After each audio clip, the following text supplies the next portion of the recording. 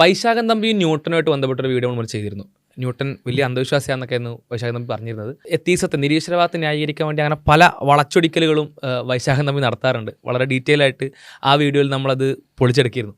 അപ്പോൾ നമ്മുടെ കൂടെ നിന്നുള്ളത് വീണ്ടും നിയാസ് തന്നെയാണ്. അന്ന് നമ്മൾ പറഞ്ഞ ആ വിഷയത്തിൻ്റെ കുറച്ച് തുടർച്ചകൾ ന്യൂട്ടൻ്റെ ചില തിയറികളൊക്കെ ആയിട്ട് ബന്ധപ്പെട്ട് വൈശാഖൻ തമ്പി പറഞ്ഞ ചില കാര്യങ്ങളാണ്. നിരീശ്വരവാദത്തെ ന്യായീകരിക്കാനുള്ള ശ്രമമാണ്. അപ്പോൾ നമുക്ക് ആ വീഡിയോ റിയാക്ട് ചെയ്യാം അല്ലേ? അതായത് കഴിഞ്ഞ തവണ നമ്മൾ ന്യൂട്ടനും വൈശാഖൻ തമ്പിയുമായി ബന്ധപ്പെട്ടുള്ള വിഷയം നമ്മൾ വളരെ ഡീറ്റെയിൽ ആയിട്ട് സംസാരിച്ചാണ്. ഏതാണ്ട് 1 മണിക്കൂറോളം നിങ്ങളൊരു വീഡിയോ ഉണ്ടായിരുന്നു. അപ്പോൾ അതിൽ മിസ്സായി പോയൊരു പോയിന്റ്, അതായത് അതേ വീഡിയോയിൽ തന്നെ പുള്ളി പറയുന്ന ഒരു പോയിന്റ് ഉണ്ട്. അത് വൈശാഖൻ തമ്പി സാധാരണ സയൻസ് പ്രചരിപ്പിക്കുക എന്നുള്ള അർത്ഥത്തിൽ എത്തീസം കടത്തിവിടാൻ ശ്രമിക്കുന്ന സമയത്ത് പുള്ളി ഉപയോഗിക്കുന്ന ഒരു ക്ലാസിക്കൽ സാധനമാണ്. ഈ ക്ലാസിക്കൽ സാധനം ഞാൻ പണ്ട് കേൾക്കുന്ന സമയത്ത് നമ്മൾ ഭയങ്കര സംഭവമാണല്ലോ എന്ന് വിചാരിച്ചിരുന്ന ഒരു സംഭവമാണ്. അപ്പോൾ അത് ഞാൻ ആദ്യം ഒന്ന് പ്ലേ ചെയ്യാം. അപ്പോൾ അതിൻ്റെ അതെന്താണെന്ന് കേട്ടിട്ട് നമുക്ക് അതിനെപ്പറ്റി അതിനെപ്പറ്റി ചർച്ച ചെയ്യാമെന്നാണ് വിചാരിക്കുന്നത്. ഞാൻ ആ വീഡിയോ ഒന്ന് പ്ലേ ചെയ്യാം.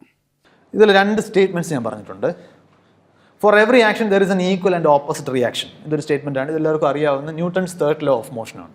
ഇത് നമുക്ക് തെളിയിക്കാൻ പറ്റും. നമുക്ക് 2 ഒബ്ജക്ട്സിനെ ഇൻട്രാക്ട് ചെയ്യാൻ അനുവദിക്കാം. അവർ എക്സേർട്ട് ചെയ്യുന്ന ഫോഴ്സ് മെഷർ ചെയ്യാം. അങ്ങോട്ടും ഇങ്ങോട്ടും എക്സേർട്ട് ചെയ്യുന്ന ഫോഴ്സ് ഈക്വൽ ആണെന്നും ഓപ്പോസിറ്റ് ആണെന്നും നമുക്ക് കൃത്യമായിട്ട് തെളിയിക്കാൻ പറ്റും. ഓക്കെ, ഞാൻ ഈ സ്റ്റേറ്റ്മെൻറ്റ് ചെറുതായിട്ടൊന്ന് മിനുക്കി ഇങ്ങനെ ആക്കി. Four every action Dinkan will apply an equal and opposite reaction. ഇതും ആ ഫസ്റ്റ് പ്രിൻസിപ്പിളും ഒരുപോലത്തെ റിസൾട്ടായിരിക്കും ഉണ്ടാക്കുക. 2 വസ്തുക്കൾ അങ്ങോട്ടും ഇങ്ങോട്ടും ഇൻട്രാക്ട് ചെയ്യുകയാണെന്നുണ്ടെങ്കിൽ ഫോഴ്സ് ഈക്വൽ ആണെന്നും അത് ഓപ്പോസിറ്റ് ആണെന്നുമാണ് 2 സ്റ്റേറ്റ്മെൻറ്റ്സും പറയുന്നത്. ഈ 2ാമത്തെ സ്റ്റേറ്റ്മെൻറ്റിൽ ഒരൊറ്റ പാർട്ടേ ഉള്ളൂ വ്യത്യാസം. അത് ഈ റിയാക്ഷൻ ഡിങ്കൻ അപ്ലൈ ചെയ്യുന്നതാണെന്നാണ് ആ സിദ്ധാന്തം അവകാശപ്പെടുന്നത്. ബാക്കി ഭാഗമെല്ലാം ഒബ്ജക്റ്റീവാണ്, 2 സെയിം ആണ്. ഇനിയുള്ള ക്വസ്റ്റ്യൻ, നിങ്ങൾക്ക് ആ ഡിങ്കൻ എവിടെ വേണോ വേണ്ടേ?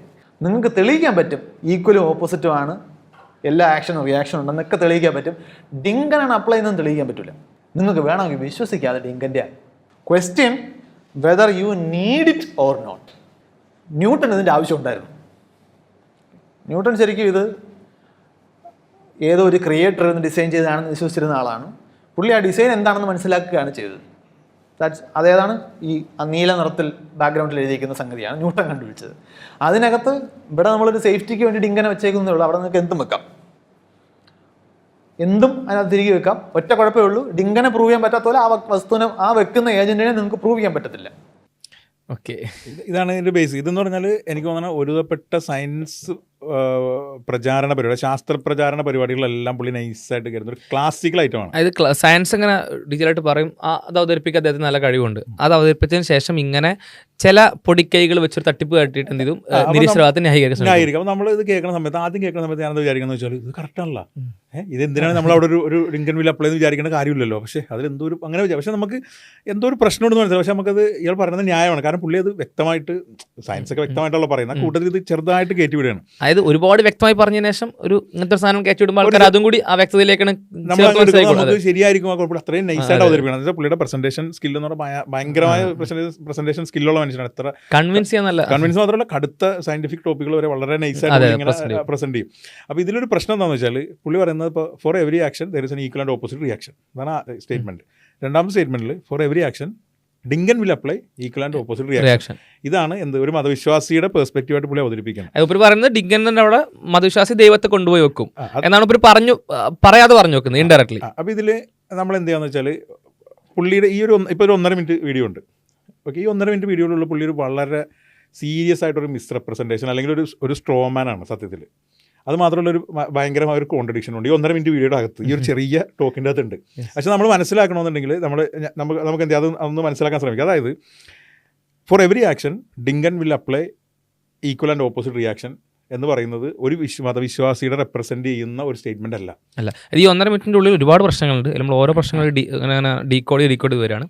അതിൽ ഫസ്റ്റ് പ്രശ്നം എന്ന് പറഞ്ഞാൽ ഇതാണ്, ഇത് മതവിശ്വാസികളുടെ പേരിൽ ആരോപിക്കുന്ന സാധനമാണ്. ശരിക്കും മതവിശ്വാസികളുടെ വിശ്വാസം അങ്ങനെയല്ല. പുള്ളി എന്താണ് ഇത് ആരോപിക്കുന്നത്? എന്തിനാണ് അത് വെച്ചിട്ട് പുള്ളിക്ക് അവിടെ വേറൊരു വാദം ഉണ്ടാക്കാൻ, വാദം മാത്രമല്ല അതിനെ കളിയാക്കിയാണ്, ചിരിക്കാൻ പറയല്ല. ഈ ഡിങ്കൻ അവിടെ അപ്പോൾ ഇല്ലെങ്കിൽ എന്താ കുഴപ്പമെന്ന്. സത്യത്തിൽ മതവിശ്വാസിയുടെ വിശ്വാസം എന്ന് പറഞ്ഞാൽ നമ്മൾ ഡിങ്കനെ പ്ലേസ് ചെയ്യേണ്ടത് അവിടെയല്ല. ഡിങ്കൻ നമ്മൾ പ്ലേസ് ചെയ്യേണ്ടത് എവിടെയാണ്? ഡിങ്കൻ എടുത്തിട്ട് ആദ്യം പ്ലേസ് ചെയ്യുക. അതായത് Dinkan set a law. Dinkan എന്ന് പറഞ്ഞാൽ ഞാൻ പുള്ളി വിചാരിച്ച സാധനം ഉപയോഗിക്കണം. പുള്ളിയുടെ ആർഗ്യുമെന്റ് എടുത്ത് പറയുന്നത് Dinkan set a law that every action there is an equal and opposite reaction. ഇതാണ് മതവിശ്വാസിയുടെ റെപ്രസെൻറ്റ് ചെയ്യുന്ന ആക്ച്വൽ സ്റ്റേറ്റ്മെൻറ്റ്. അല്ലെങ്കിൽ രണ്ടാമതൊരു സ്റ്റേറ്റ്മെൻറ്റ് നമുക്ക് കുറച്ചും കൂടി എളുപ്പത്തിന് മനസ്സിലാൻ വേണ്ടിയിടാം. Dinkan created the universe. Dinkan set a law that for equal and opposite, Dinkan set a system that there will be equal and opposite reaction for an action.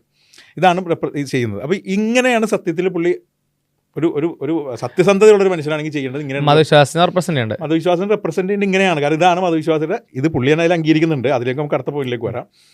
അല്ലെങ്കിൽ അത് ആദ്യം പറയാം. അതായത് ആദ്യം നമുക്ക് കോൺട്രഡിക്ഷൻ പറഞ്ഞിട്ട് തുടങ്ങാം. ഇതിൽ പുള്ളി ആദ്യം പറയുന്നത് ന്യൂട്ടൻ്റെ ലോ ആയിട്ടാണ് പുള്ളി പറയുന്നത്. ഏത് four every action there is an equal and opposite reaction പറഞ്ഞല്ലോ. അത് കഴിഞ്ഞിട്ട് അടുത്ത സാധനം ഇട്ടിട്ട് പറയുന്നത് ന്യൂട്ടൺ ഇത് ആവശ്യമായിരുന്നു എന്ന്. ന്യൂട്ടൺ ഇതിൻ്റെ ആവശ്യം ഉണ്ടായിരുന്നു. ന്യൂട്ടൺ ശരിക്കും ഇത് ഏതോ ഒരു ക്രിയേറ്റർ എന്ന് ഡിസൈൻ ചെയ്തതാണെന്ന് വിശ്വസിച്ചിരുന്ന ആളാണ്. ന്യൂട്ടൺ ഇത് ആവശ്യമായിരുന്നു എന്ന് പറയണം. അതായത് ന്യൂട്ടന് ഈ ഡിങ്കൻ വിൽ അപ്ലൈ എന്നുള്ള കാര്യം ആവശ്യമായിരുന്നു എന്നാണ് പുള്ളി അവകാശം. ന്യൂട്ടൺ മതവിശ്വാസിയാണല്ലോ. മുപ്പര് പറഞ്ഞു വെക്കുന്ന സാധനം നമ്മൾ പറഞ്ഞ സാധനങ്ങൾ നമ്മൾ വ്യത്യാസം കുറച്ചുകൂടി ഓഡിയൻസ് ക്ലിയർ ആയിട്ട് വിചാരിക്കുന്നു. അതായത് വിശ്വാസി മനസ്സിലാക്കുന്നത് ഒരു റിയാക്ഷൻ, ഒരു ആക്ഷൻ ഇവിടെ ഈക്വൽ ആൻഡ് ഓപ്പോസിറ്റ് റിയാക്ഷൻ ഉണ്ടാവും എന്ന് പറയുന്ന ഹോൾ ലോ, ആ മുഴുവൻ ലോയും ദൈവം സ്ഥാപിച്ചതാണ്. അല്ലാതെ ആക്ഷൻ നടക്കുന്നു അപ്പോൾ റിയാക്ഷൻ തരാൻ വേണ്ടി ദൈവങ്ങൾ വരികയല്ല. ദൈവം എന്ന് പറയുന്ന വിശ്വാസികളുടെ മനസ്സിലാക്കലിനെ ഡിങ്കൻ എന്ന് വെച്ചിട്ടാണ് മൂപ്പര് കളിയാക്കുന്നത്. അങ്ങനെയാണ് മൂപ്പര് ആ ഒരു സ്റ്റേറ്റ്മെൻറ്റിനെ മൂപ്പര് റെപ്രസെൻറ്റ് ചെയ്യുന്നതെങ്കിൽ അവിടെ റിയാക്ഷൻ ഉണ്ടാക്കാൻ വേണ്ടി വരുന്നതല്ല വിശ്വാസിയെ സംബന്ധിച്ച് ദൈവം. നിങ്ങളവിടെ ഡിങ്കൻ എന്ന് റെപ്രസെൻറ്റ് ചെയ്യുമ്പോൾ റിയാക്ഷൻ ഉണ്ടാക്കാൻ വരുന്നതല്ല, ഈ ലോനെ സെറ്റ് ചെയ്തതാണ് ദൈവം. അത് ആക്ഷൻ ഉണ്ടെങ്കിൽ അവിടെ റിയാക്ഷൻ ഉണ്ടാകുന്ന പറയുന്ന ഈ സിസ്റ്റത്തെയാണ് ദൈവം സെറ്റ് ചെയ്തിട്ടുള്ളത്. അപ്പോൾ ഈ ഒരു വിഷയത്തെ ന്യൂട്ടൺ ആവശ്യമായിരുന്നു എന്നാണ് മൂപ്പര് പറയുന്നത്. കാരണം ന്യൂട്ടൺ ആരാണ്? ന്യൂട്ടൺ ഇതേപോലെ ദൈവവിശ്വാസി അല്ല. ന്യൂട്ടൺ ആവശ്യമായിരുന്നു എന്ന് പറയുമ്പോൾ ഒരു കുഴപ്പമുണ്ട്. ആദ്യം പറഞ്ഞ ആ ലോ ആരുണ്ടാക്കിയതാണ്? ആരാണ് പറഞ്ഞത്? ന്യൂട്ടൺ. അതായത് ന്യൂട്ടൺ പറയുന്നത് four every action there is an equal and opposite reaction. എന്നിട്ട് പുള്ളി പറയുന്നത് ഞാനൊരു നിയമം പറയാം, four every action Dinkan will apply എന്ന് പറയുന്നത്. ന്യൂട്ടൺ ഇതിൻ്റെ ആവശ്യം ഉണ്ടായിരുന്നു. ന്യൂട്ടൺ ആദ്യത്തെ ലോയിൽ കയറ്റൂലേ? ദൈവവിശ്വാസികൾക്ക് അതിൻ്റെ ഇടയിൽ ഒരു ഡിങ്കൻ അല്ലെങ്കിൽ ദൈവം വേണമായിരുന്നു എങ്കിൽ ന്യൂട്ടനും വേണമായിരുന്നു. കാരണം ന്യൂട്ടൺ ദൈവവിശ്വാസിയാണ്. അപ്പോൾ ന്യൂട്ടൺ അത് വേണ്ടെന്ന് പറയാൻ അർത്ഥം എന്താ? ദൈവവിശ്വാസികളെ സംബന്ധിച്ച് every action as an equal and opposite reaction എന്ന് പറയുന്നത് ഇനഫാണ്. അതിന് പിന്നിലാണ്, അതിന് മുമ്പാണ് ആ സെറ്റ് ചെയ്തതാണ് വിശ്വാസം സംബന്ധിച്ച് ദൈവം. കാരണം ന്യൂട്ടൺ അത് മതി, വിശ്വാസികൾക്കും അത് മതി. പുള്ളി ശരിക്കും പറഞ്ഞാൽ ഒരു ഫോർ എക്സാമ്പിൾ വേറൊരു ശാസ്ത്രജ്ഞനെ എടുക്കാം. ഇപ്പോൾ ഐൻസ്റ്റീൻ ഇത് ആവശ്യം ഉണ്ടായിരുന്നു പറഞ്ഞാൽ പോലും മര്യാദയുണ്ട്. ഇത് ന്യൂട്ടൺ പറഞ്ഞൊരു ലോ, അയാളൊരു സാധനം എക്സ്ട്രാ കയറ്റിയിട്ട് പറയുന്നത് ന്യൂട്ടൺ ഇത് ആവശ്യം ഉണ്ടായിരുന്നു ഇതല്ല. അത് പുള്ളി എന്ന് പറയുന്നത്. അടുത്ത സ്റ്റേറ്റ്മെന്റ് പുള്ളി പറയുന്നത് ന്യൂട്ടൺ വിശ്വസിച്ചിരുന്നത് ഒരു ഇന്റലിജന്റ് ക്രിയേറ്റർ സെറ്റ് ചെയ്തതാണ് ഈ യൂണിവേഴ്സിലെ നിയമങ്ങൾ എന്നാണ് ന്യൂട്ടൺ വിശ്വസിച്ചിരുന്നത് ആണല്ലോ. ആ പറയുന്ന സ്റ്റേറ്റ്മെന്റ് എങ്ങനെയാണ് ഇതിലേക്ക് റെപ്രസെന്റ് ചെയ്യുന്നത്? ഡിങ്കൻ സെറ്റ് എ ലോ അങ്ങനെ വരും. ഇനി നമ്മൾ പുള്ളി പറയുകയാണ് ഈ ഡിങ്കൻ എന്നുള്ള സ്ഥലത്ത് നിങ്ങൾക്ക് എന്ത് വേണം ഉപയോഗിക്കാം. അപ്പോൾ നമുക്ക് എന്ത് ചെയ്യാം? നമുക്ക് ഈ രണ്ട് സ്റ്റേറ്റ്മെന്റ് എടുത്തിട്ട് 1 by 1 ആയിട്ട് നമുക്ക് ചെക്ക് ചെയ്യാം. അതായത് Dinkan created the universe, Dinkan set a law that there will be equal and opposite reaction for an action. Okay, for every action there is an equal and opposite reaction. ഇനി നമ്മൾ ഡിങ്കനെ തന്നെ set ചെയ്യാന്ന് വിചാരിക്കും. ദൈവത്തെ മോക്കിയാൻ വേണ്ടി പറയട്ടോ, നിങ്ങൾ ദൈവം എന്നല്ല ഡിങ്കൻ എന്നല്ല എന്ത് വേണമെങ്കിൽ വെച്ചാലും ഇത് അതേപോലെ വർക്ക് ചെയ്യും. അതൊരു വിശ്വാസം മാത്രമാണ്, ഒരു സിമ്പിൾ സാധനമാണ്, അതങ്ങനെ കളിയാക്കപ്പെട്ട സാധനമാണ് എന്നാണ് ഇവർ പറയുന്നത്. അപ്പോൾ ചെക്ക് ചെയ്യാണ് അങ്ങനെ എന്തിനും വെക്കാൻ പറ്റുമോ എന്ന് നോക്കുകയാണ്. അപ്പോൾ നമ്മൾ ആദ്യം ഡിങ്കനെ തന്നെ എടുക്കാം. ഡിങ്കൻ എന്ന് പറഞ്ഞാൽ ഒരു ക്യാരക്ടറാണ്, ബാലമംഗളം എന്ന് പറഞ്ഞ ക്യാരക്ടർ. ഡിങ്കനെ നമ്മൾ എടുക്കുകയാണ്. ഡിങ്കൻ എന്താണ്? ബാലമംഗലത്തിൽ ഉണ്ടായിരുന്ന സംഭവം. ഡിങ്കനായിട്ട് തന്നെ എടുക്കാം. ഡിങ്കൻ എന്ന് പറഞ്ഞാൽ ബേസിക്കലി ഈ പങ്കിലക്കാട് എന്ന് പറഞ്ഞൊരു കാടുണ്ടായിരുന്നു. ഈ പങ്കിലക്കാട്ടിൽ ജീവിച്ചിരുന്ന ഒരു എലിയായിരുന്നു ഈ ഡിങ്കൻ. ഓക്കെ, ഈ എലി അവിടെ കാട്ടിൽ ജീവിച്ചുകൊണ്ടിരിക്കുമ്പോൾ അന്യഗ്രഹത്തിൽ നിന്ന് 2 ശാസ്ത്രജ്ഞന്മാർ പറക്കുന്തളിയിൽ വരികയാണ്.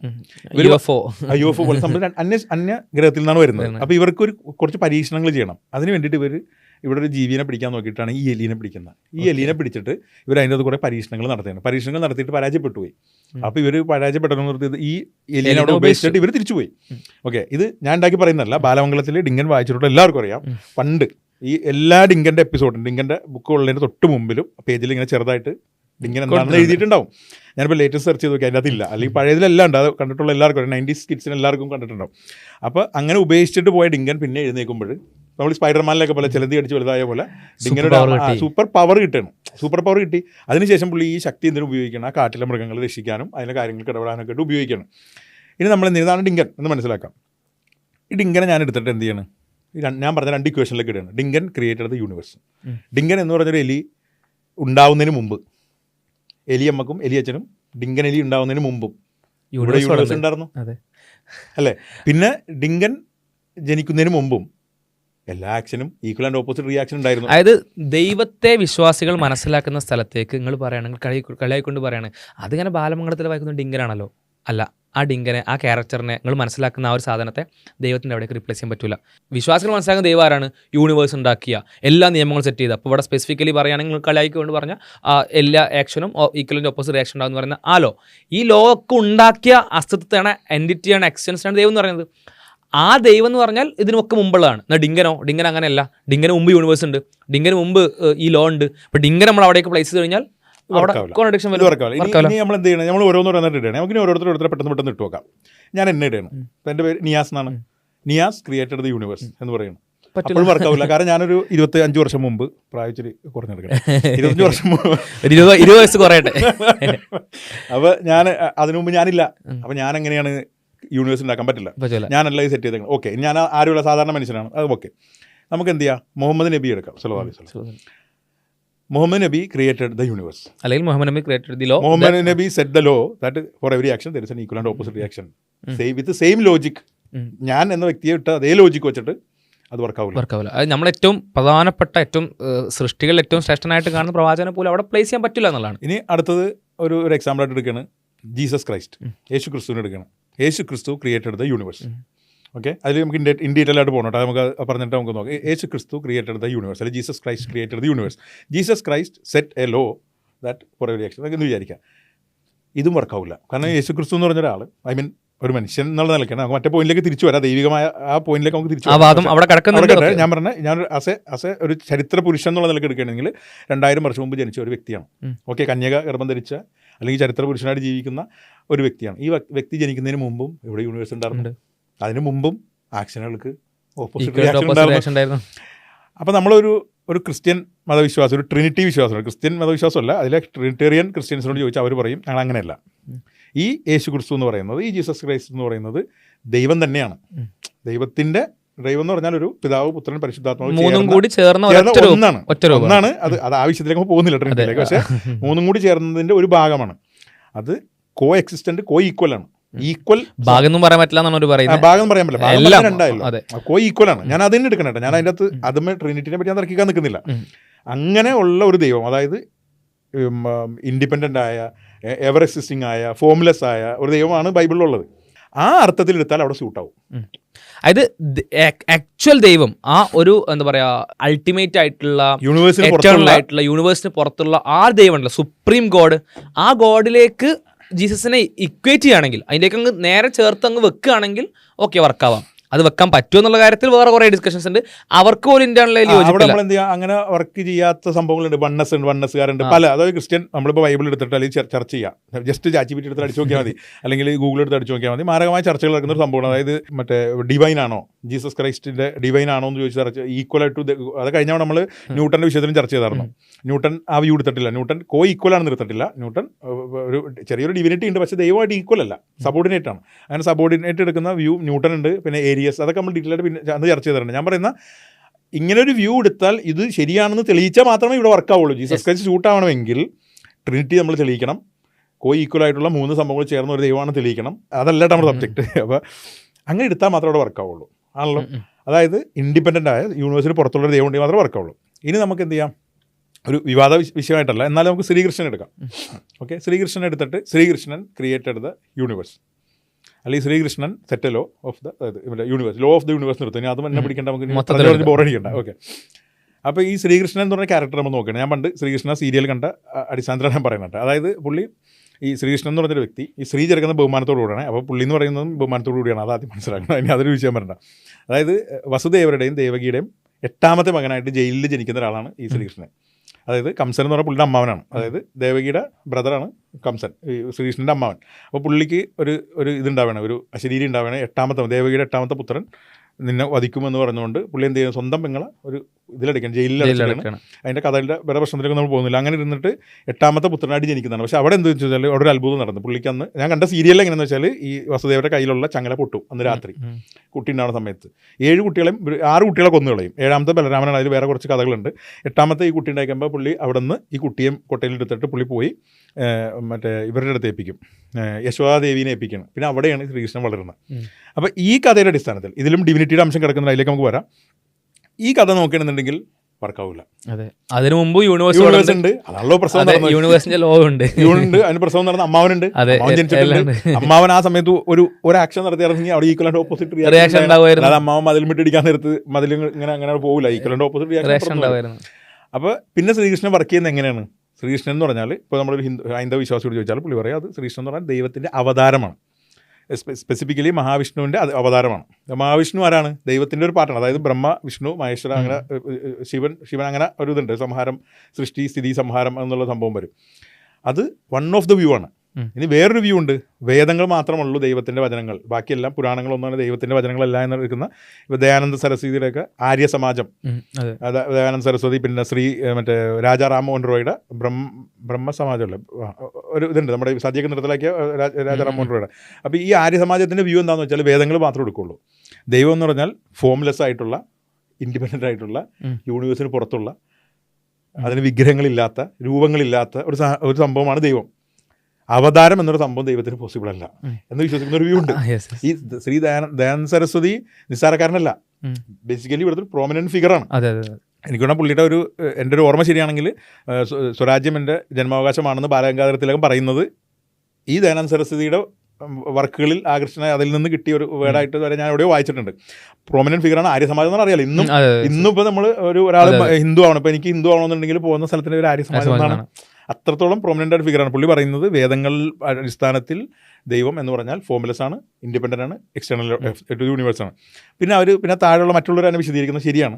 പക്ഷേ സാധാരണക്കാർക്ക് മനസ്സിലാവാനായിട്ട് ദൈവത്തിന് നമ്മളൊരു റെപ്രസെൻറ്റേഷൻ കൊടുക്കുന്നുണ്ട്.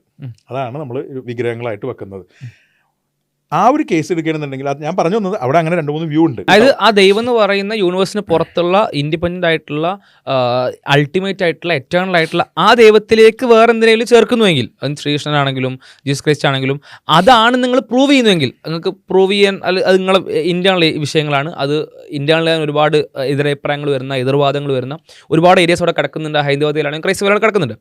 അങ്ങനെ പറ്റുന്നെങ്കിൽ, ഈ എങ്ങനെ പറ്റുന്നെങ്കിൽ ആ ഒരു ആസ്പെക്റ്റിൽ, ആ ഒരു അവസരത്തിൽ മാത്രം എന്ത് ചെയ്യാൻ പറ്റുന്നുള്ളൂ, ഈ സ്ഥലത്തേക്ക് അതിനെ കൊണ്ടുവന്നേക്കാൻ പറ്റുന്നുള്ളൂ. അൾട്ടിമേറ്റ്ലി എന്ത് സാധനം എടുത്താൽ അവിടെ സൂട്ടാവില്ല.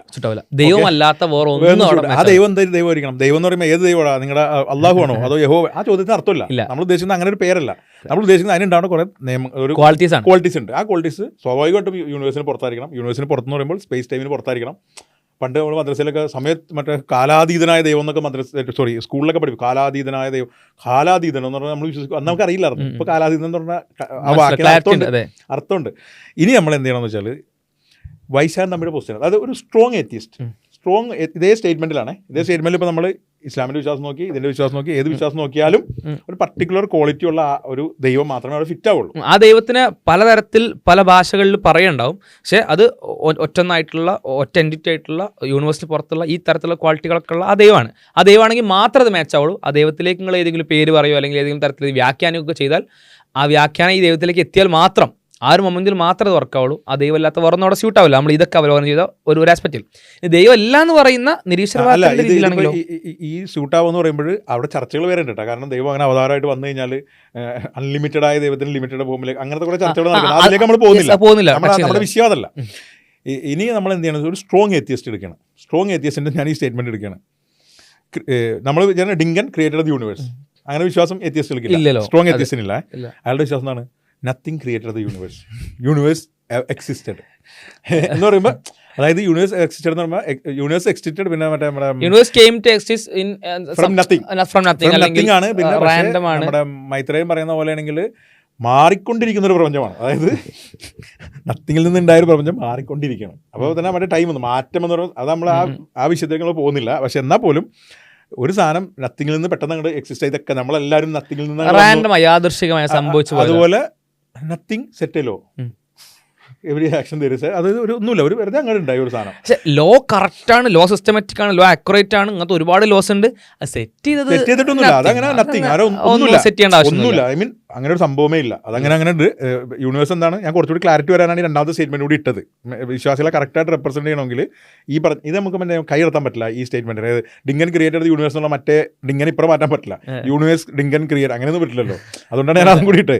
അപ്പോൾ അവിടെ ഇവർ നത്തിങ് വെച്ച് കഴിഞ്ഞാൽ അത് സത്യം പറഞ്ഞാൽ അത് ഇൻവാലിഡ് ആയിട്ടുള്ള സാധനമാണ്. നമ്മൾ പുച്ഛിച്ചിട്ട് മാറിക്കിടാണ്ട് നമ്മളിപ്പോൾ ശ്രീകൃഷ്ണൻ ഇപ്പോൾ ഒരാൾ മാതാമൃതാനന്ദമായി ക്രിയേറ്റഡ് യൂണിവേഴ്സ് പറഞ്ഞാൽ ചർച്ചയ്ക്ക് സ്കോപ്പ് ഉണ്ട്. വാമോനെ നമ്മൾ ചർച്ച ചെയ്യാം. ശ്രീകൃഷ്ണൻ പറഞ്ഞാൽ ചർച്ചയ്ക്ക് സ്കോപ്പ്, ഞാൻ പറഞ്ഞു ഇത്രയും വലിയ ചർച്ചയ്ക്ക് സ്കോപ്പ് ഉണ്ട്. അത് വിശാലമായ ചർച്ചയ്ക്ക് സ്കോപ്പ് ഉണ്ട്. യേശുക്രിസ്തുവിൻ്റെ ചർച്ചയ്ക്ക് സ്കോപ്പ് ഉണ്ട്.